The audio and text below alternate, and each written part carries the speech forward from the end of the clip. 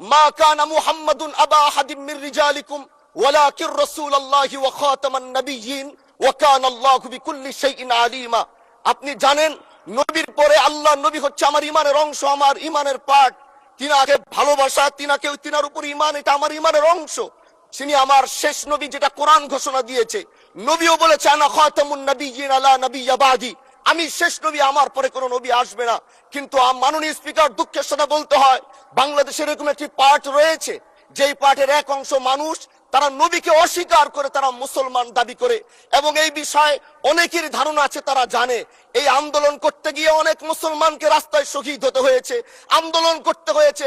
স্বাধীনতার পর থেকে আজও সে আন্দোলন চলছে, কিন্তু আজও পর্যন্ত সেটা পাইনি। আমি মাননীয় প্রধানমন্ত্রীকে বলবো, আপনি বাংলাদেশে একটি ইতিহাস রচনা করে যাবেন।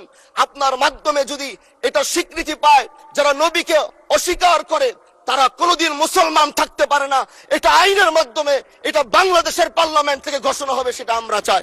মাননীয় স্পিকার, আরেকটি কথা, আপনি জানেন আমরা আমাদের নবীকে সবচেয়ে বেশি ভালোবাসি, যিনি আখিরি নবী, যাকে বলা হয়েছে ওয়ামা আরসালনাকা ইল্লা রাহমাতাল লিল আলামিন। আমরা বারবার দেখছি কিছুদিন পর পর কারা যেন কিভাবে সে আল্লাহ নবীর শানে কটূক্তি করে, নবীকে নিয়ে অশ্লীল ভাষায় গালিগালাজ করে, নবীর শানে কটূক্তি করে। এই আন্দোলন, এই সংগ্রাম করতে গিয়ে আপনিও মাননীয় স্পিকার দেখেছেন, রাস্তাঘাটে আন্দোলন করতে গিয়ে কত মানুষ মৃত্যুবরণ করেছে।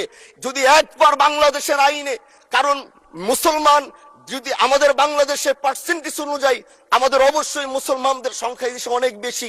আমরা তো অন্য কিছু চাচ্ছি না। এই দেশের মানুষ নামাজ না পড়লেও যদি কেউ নবীকে কটূক্তি করে, তার কলিজা ছিঁড়ে যায়, সে রাজপথে নেমে যায়।